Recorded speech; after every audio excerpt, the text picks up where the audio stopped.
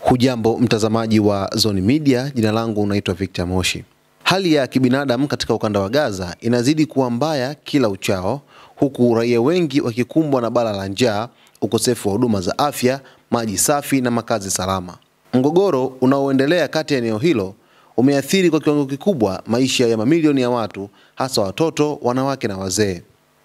Vituo vya afya vingi vimefungwa na havina uwezo wa kutoa huduma za msingi kutokana na uhaba mkubwa wa dawa, vifaa tiba na umeme. Wagonjwa wengi hawapati matibabu yanayostahili na upatikanaji wa huduma za dharura ni mdogo mno. Hali hii imeongeza idadi ya vifo vinavyoweza kuzuilika. Ukosefu wa maji safi unazidi kuleta madhara makubwa kwa wakazi.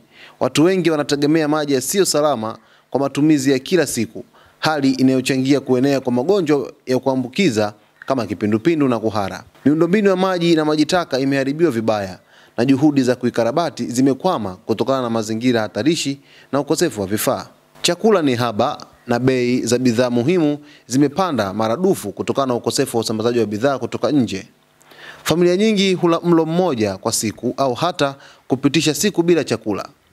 Lishe duni imekuwa tatizo kubwa, hasa kwa watoto wadogo ambao sasa wanakabiliwa na utapiamlo wa kiwango cha juu.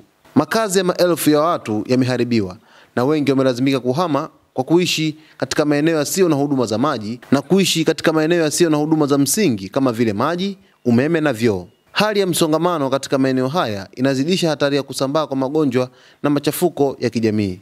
Vizuizi vya kudumu vya usafirishaji wa misaada na bidhaa muhimu vimeongeza ukubwa wa janga hili.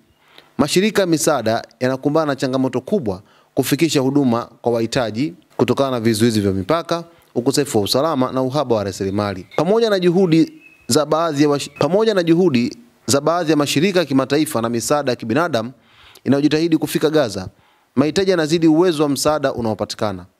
Wito umetolewa kwa jamii ya kimataifa kuchukua hatua za haraka kukomesha janga hili kwa kuruhusu misaada kufika bila vikwazo na kuhakikisha kuwa kuna usitishaji wa mapigano ili kuokoa nafasi kwa shughuli za uokoaji na ujenzi wa upya.